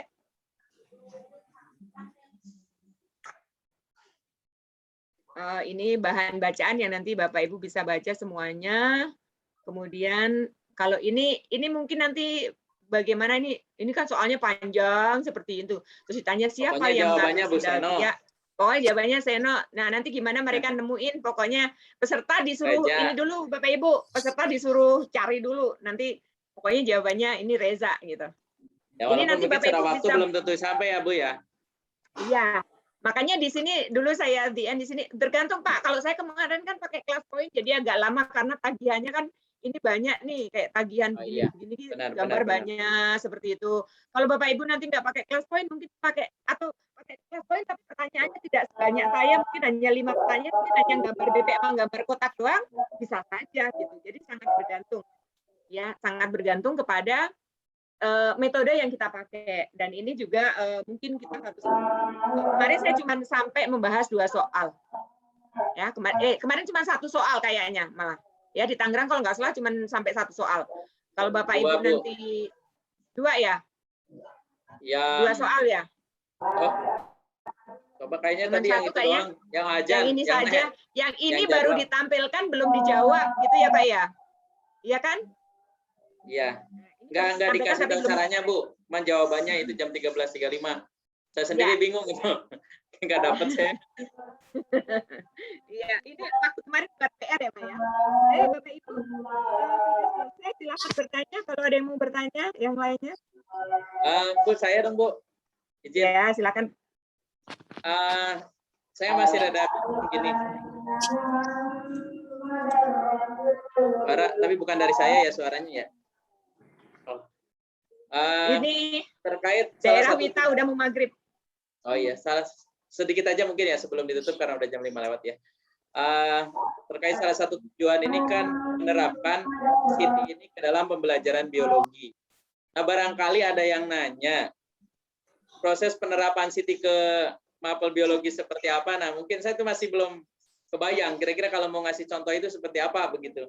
Ketika ini kan salah satu tujuan di awal tadi yang nomor 3 itu kalau nggak salah begitu menerapkan SITI ini mengaplikasikannya dalam kegiatan pembelajaran sehari-hari ya karena kita ngajarnya biologi ya berarti kan ke mapel-mapel biologi apakah seperti soal-soal tadi artinya soalnya seperti soal AKM gitu kan atau mungkin ada contoh lain yang memang ya lebih spesifik kaitannya ke biologi barangkali begitu Bu itu ya mungkin ini mah untuk berpikir bareng-bareng karena saya belum dapat gitu kalau misalkan ada yang nanya keterkaitan SITI ke biologi misalkan minta contoh itu rada bingung saya. Terima kasih Bu. Baik Pak, terima kasih. Kita bahas bersama ya, kita semua juga masih SITI ini masih baru buat kita ya, tapi kita mungkin sebenarnya Pak, mungkin sebenarnya sudah banyak yang kita lakukan ini adalah bagaimana kita melatih siswa untuk memiliki kemampuan berpikir komputasional ini. Jadi kayak misalnya bisa diambil contoh ketika dalam proses pembelajaran. Jadi proses pembelajaran metode yang kita gunakan seperti apa? Misalnya kayak kita mau menjelaskan tentang sistem pencernaan misalnya. Sistem pencernaan ini misalnya kita pakai dekomposisi dah, pakai dekomposisi. Nah, kan di dalam sistem pencernaan itu kan di situ kalau kita bisa uraikan misalnya ya kan kita bisa uraikan di sistem pencernaan itu ada organ-organnya apa saja gitu kan terus nanti di masing-masing organ itu perannya di dalam sistem pencernaan tersebut. Nah kemudian bisa juga misalnya terjadi kelainan pada sistem pencernaan misalnya ketika seseorang itu mengeluh misalnya sakit di sebelah mana dari tubuhnya. Nah kan bagaimana dia nanti bisa menyimpulkan itu yang sakit bagian apa misalnya kalau misalnya keluhannya di perut bagian bawah nggak mungkin dia bilang itu jantung gitu kan ya jadi mungkin kalau di biologi itu mungkin silakan berpendapat saya sendiri juga masih belajar untuk ini materi baru semua untuk penerapan di biologi kita juga baru diajarkan tentang SITI ini sekarang jadi bagaimana nanti kita penerapannya benar kata Pak Ipul jadi ketika kita udah minimal kita tahu dari komponen yang banyak itu kita tahu 4. Nah, misalnya tadi kita tahu tentang dekomposisi ya udah kita terapkan aja bagaimana kita mengajarkan ketika kita mengajarkan anak untuk belajar tentang suatu sistem pencernaan itu kita belajarnya menggunakan pola berpikir dekomposisi ini gitu. Ya, jadi kan semuanya sebenarnya ya, itu bukan hanya untuk sistem penyerahan ya, seperti di kelas 11 itu sepertinya seperti itu ya. Kalau di kelas 11. Kalau misalnya di kelas 10 misalnya kayak klasifikasi misalnya, klasifikasi itu misalnya itu bisa kita pakai itu apa kalau klasifikasi Bapak Ibu dari yang kita pelajari tadi, pola ya. Kita bisa pakai pola. Oh, kalau misalnya tulang daunnya seperti ini, tulang daunnya menjari, kalau tanaman-tanaman saya anak kita sodorkan, anak ini tanaman digotil apa monokotil. Anak bisa lihat tulang daunnya, kalau tulang daun itu pasti digotil Bu, gitu kan. Jadi dia ngelihat pola apa? Lihat pola tulang daunnya gitu. Atau lihat pola akarnya, pola bunganya gitu. Jadi mungkin keterampilan berpikir mana yang kita pakai itu tergantung dari materi yang kita ajarkan gitu. Kalau tadi materi-materi kayak fungsi tubuh tadi bisa mungkin dengan pola dekomposisi dengan dekomposisinya. Tapi kalau misalnya kayak klasifikasi ya, mencari persamaan, perbedaan berarti itu adalah pola gitu. Kalau abstraksi mungkin nanti bisa kita cari lagi lah, kita gali lagi di materi biologi itu apa sih yang kita bisa tarik tentang abstraksi gitu. Gitu Pak, misalnya apa ya abstraksi itu misalnya benar. Ya. Kayak kita mau mamalia. Secara abstraksi udah detil-detil dari mamalia udah nggak usah kita iniin ya. Dan mamalia itu satu cirinya apa? Ada kelenjar mamai udah gitu kan. Yang pokok-pokok misalnya anak-anak suruh gambarkan tentang hewan mamalia. Udah dia gambarkan apa misalnya hewan mamalia itu ada kupingnya, ada kelenjar mamainya, ada apanya gitu yang pokok-pokok apa di situ. Mungkin seperti itu Pak. Saya sendiri masih beraba-raba hal seperti itu, tapi yang pasti sepertinya seharusnya ini mungkin udah kita lakukan di lapangan, cuman kita nggak tahu bahwa itu yang kita lakukan itu adalah proses untuk menuju ke sana, Pak. Itu Pak Ibu. Mungkin Bapak Ibu bisa menambahkan yang lainnya, silakan. Ya, terima kasih Bu. Cukup kali Bu, udah sore ya. Baik, terima kasih. Nanti apa namanya sudah saya taruh di apa namanya di zona 2 itu dua PowerPoint. Satu PowerPoint yang saya buat, satu adalah PowerPoint yang aslinya dari sononya. Yang aslinya dari apa namanya? Dari narsum sebelumnya. Dari yang buat PowerPoint. Jadi satu adalah aslinya dari yang buat PowerPoint, yang satu lagi adalah yang sudah saya modifikasi karena saya menggunakan ClassPoint. Itu Bapak Ibu. Terima kasih, ada kekurangannya itu adalah keterbatasan saya. Mohon dimaafkan kalau ada kesalahan, mungkin nanti kita koreksi bersama. Saya selalu menerima koreksi dari Bapak Ibu. Mungkin kalau ada yang salah yang saya sampaikan saat ini, Bapak Ibu bisa menyampaikan lewat WA ke saya. Mungkin Bu, tadi ada yang salah yang disampaikan seperti itu. Saya dengan senang hati akan menerima itu demi perbaikan diri saya. Dan supaya nanti saya tidak salah lagi ketika menyampaikan pada kesempatan-kesempatan yang lainnya. Terima kasih Bapak Ibu atas perhatiannya. Waktu saya kembalikan ke Ibu Tinia. Assalamualaikum warahmatullahi wabarakatuh. Waalaikumsalam warahmatullahi wabarakatuh. Terima kasih Bu Sri. Udah semangat banget ya sharing ke teman-teman. Mudah-mudahan teman-teman juga tertular ya semangatnya oleh Bu Sri ya.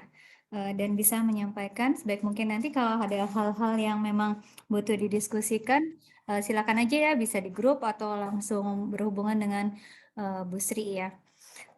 Itu Bapak Ibu, kita insya Allah besok ya Bu Sri ya, masih ada satu lagi ya dengan Bu Sri yang ini ya, UP kedua ya, respirasi ya, respirasi anaerob. Diharap besok bisa berkumpul lagi.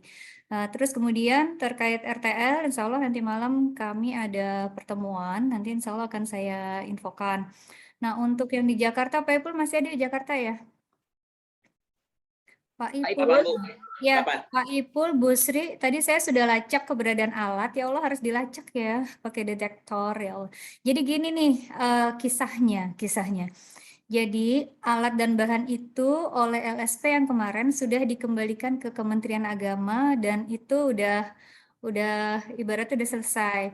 Nah, jadi untuk yang Jakarta kalau mau pakai alat dan bahan kita harus menginfokan kepada LSP untuk ngambil ke kantornya PMU gitu. Jadi kayaknya sih saya berharap saya mungkin sama Bu Sri sama Pak Ipul ya bisa datang ke lokasi Jadi mana yang nanti yang akan dipakai Jakarta, kalau Bu Evi bisa, alhamdulillah. Kalau enggak ya kita mungkin bertiga aja ya.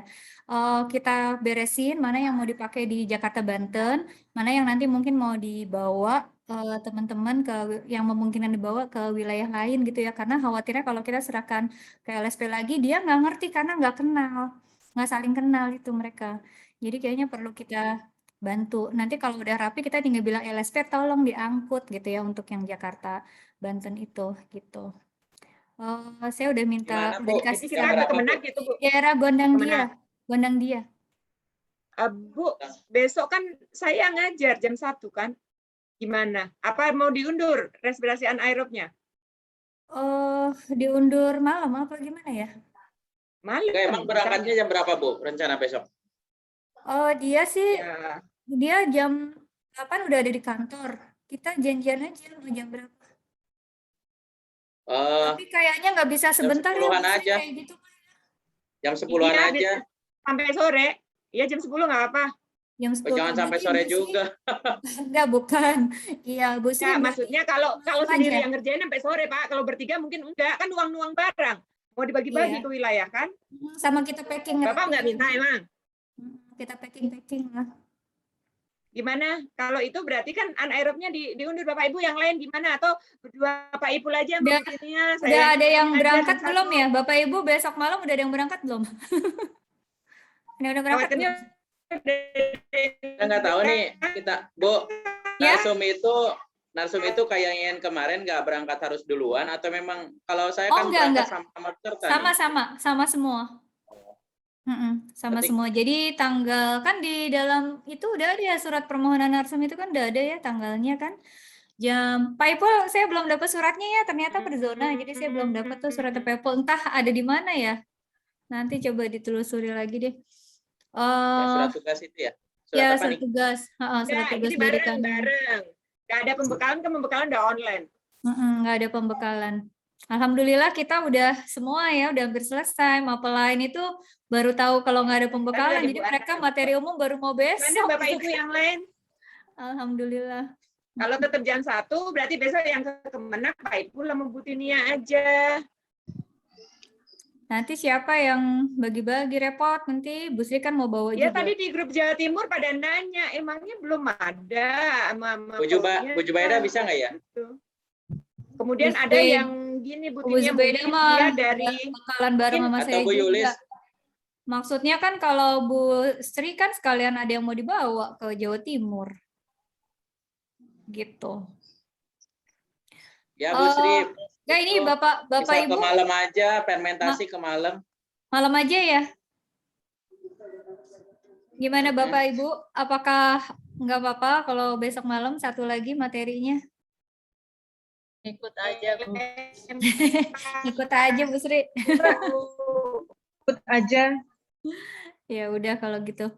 Oke ya Bapak Ibu ya, insya Allah besok malam kita ketemu lagi ya.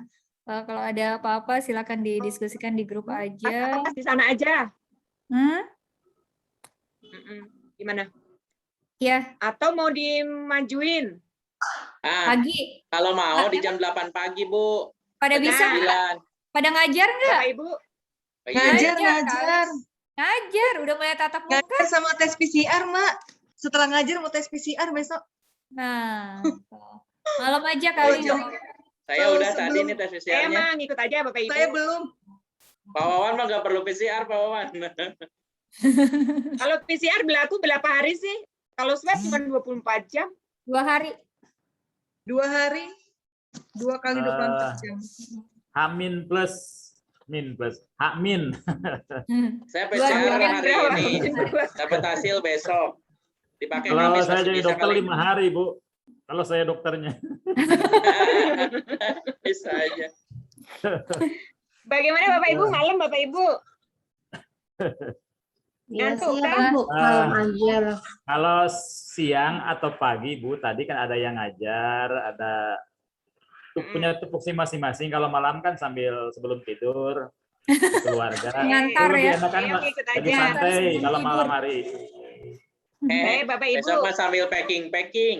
Berarti kita berangkat besok jam 10 Bu Tinia. Ya. Jam 10 dari ketemu jam berapa? Mau ketemu jam berapa? Ketemu Jam 10 di sana, Bu. Jam 10 di lokasi ya? Jam 10 di Gondang Dia. Gondang Dia nanti Sherlock ya, kasih Iya, alamatnya iya. ya. Udah ada, nanti saya kirim. Gondang Dia mah kan dekat RCTI itu kan? Dekat Gondang stasiun. Dia tuh dekat Kementerian Agama, sebenarnya Pasar Baru. Iya, belakangnya. Sebelum. Iya. Setelah. Dekat ya? ini, dekat Ganjil apa? apa? Genap besok, Kak? Istiqlal. Besok genap ya, mobil saya genap. Bukan Nah, pas RCTI deh. itu ada TV apa sih namanya? Satunya RCTI apa sih itu, Bu? Nggak tahu. Yang Ntar lihat punyanya aja Tanu, lah Hari Tanu itu Sherlocknya. apa? Hari Tanu? Hari Nggak Tanu itu apa hafal. TV-nya? Oke, kita Ya. diskusi besok aja. Kita apa Ya. namanya? Oke. Berarti Oke ya, baik Bapak Bapak Ibu Ibu, fix ya, terima malam ya besok kasih. ya. Ya, insya Allah Oke. ketemu lagi besok malam ya Bapak Ibu ya. Persiapkan sebaik mungkin semuanya, terutama kesehatan ya. Tetap bahagia, tetap semangat. Jangan lupa yang tinggal di rumah dikasih bekal, disiapin lah macam-macam apa makanan apa lah gitu pokoknya disiapin. Jangan sampai tugas kita sebagai ibu ataupun sebagai ayah, sebagai suami ini nanti dianggap lalai karena kita menjalankan tugas yang lain ya, gitu kan. Kalau tugas kita sebagai guru atau sebagai Faspro, sebagai IN bisa diganti orang lain. Tapi tugas kita sebagai istri, sebagai suami nggak bisa diganti, emang mau? Kan nggak mau gitu kan. Ya, oke baik Bapak Ibu, kita tutup sama-sama dengan melafalkan hamdalah, alhamdulillahirabbil alamin, dan doa kafaratul majlis. Subhanakallahumma bihamdik, syada la ilaha illa anta, astaghfiruka wa atubu ilaik. Terima kasih semua Bapak Ibu. Assalamualaikum Terima kasih warahmatullahi Bapak Ibu. wabarakatuh. Wassalamualaikum. Terima kasih Mbak Terima kasih. semuanya. Iya, Rini.